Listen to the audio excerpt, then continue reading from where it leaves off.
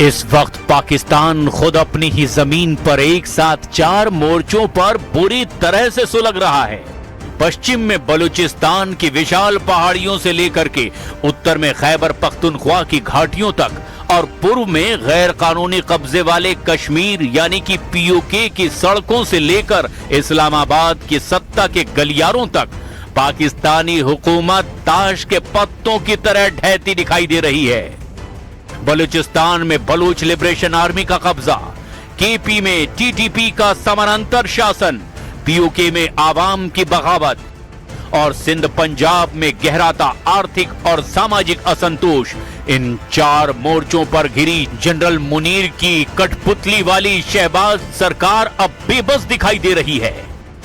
ऐसे में पूरी दुनिया की निगाहें रावलपिंडी के GHQ पर टिकी हैं, जहां फील्ड मार्शल आसिम मुनीर खड़े हैं।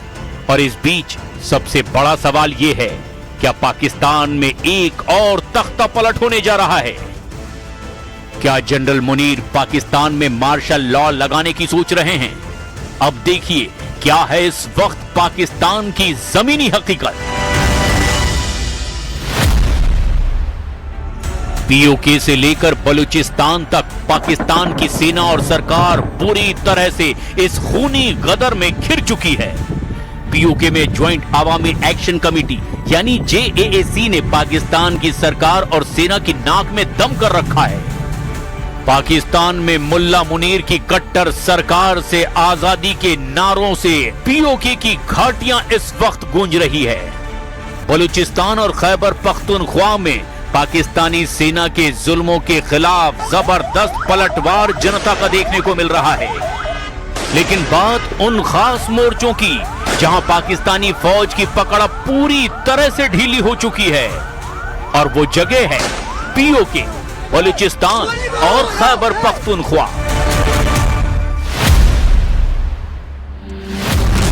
पिछले 90 दिनों में बलूचिस्तान और खैबर पख्तूनख्वा दोनों प्रांतों में सेना, FC और पुलिस को निशाना बना करके 200 से ज्यादा सीधे हमले किए गए।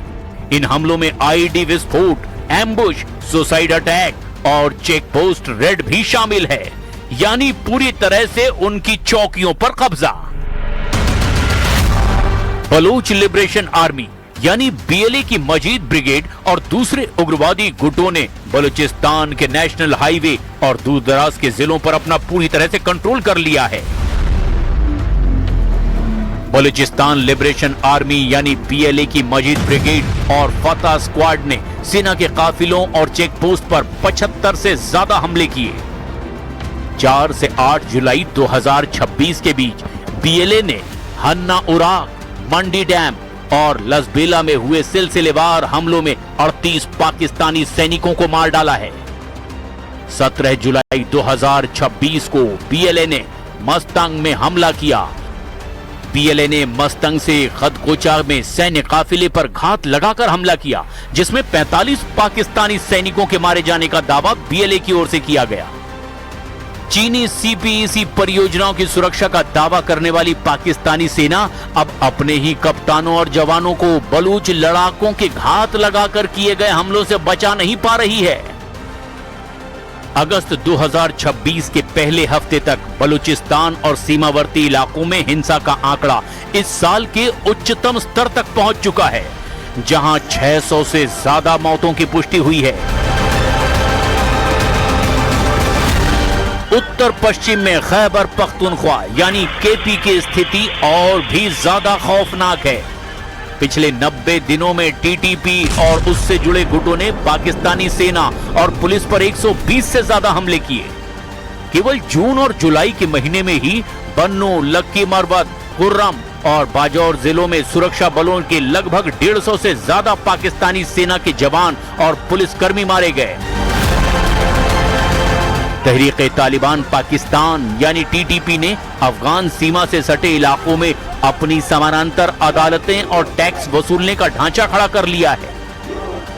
हाल ही में एक स्थानीय शांति मार्च के दौरान हुए घातक विस्फोट ने यह साबित कर दिया कि पख्तून जनता अब इस्लामाबाद की दोहरी नीतियों और पाकिस्तानी सेना के टारगेट ऑपरेशंस के खिलाफ खुलेआम सड़कों पर उतर आई है।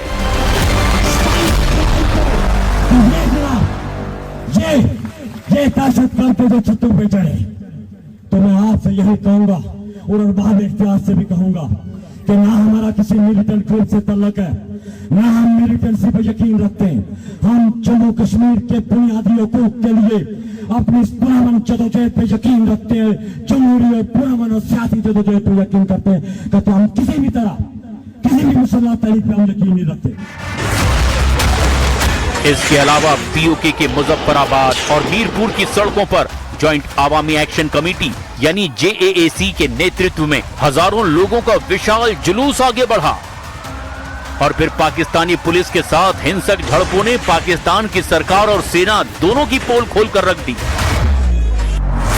पीओके में Jammu Kashmir joint Awami action committee यानी JAAC के नेतृत्व में मई से शुरू हुआ नागरिक आंदोलन जून, जुलाई और अगस्त 2026 में हिंसक रूप ले चुका है। जून से अगस्त के बीच पीओके जिसमें कि मुजफ्फराबाद, मीरपुर, कोटली और रावलाकोट में हिंसक झड़पें हुई, जिसमें पुलिस फायरिंग के चलते 20 से ज्यादा प्रदर्शनकारियों की मौत हो गई। झड़पों में 80 से ज्यादा लोग और कई पुलिसकर्मी घायल हुए।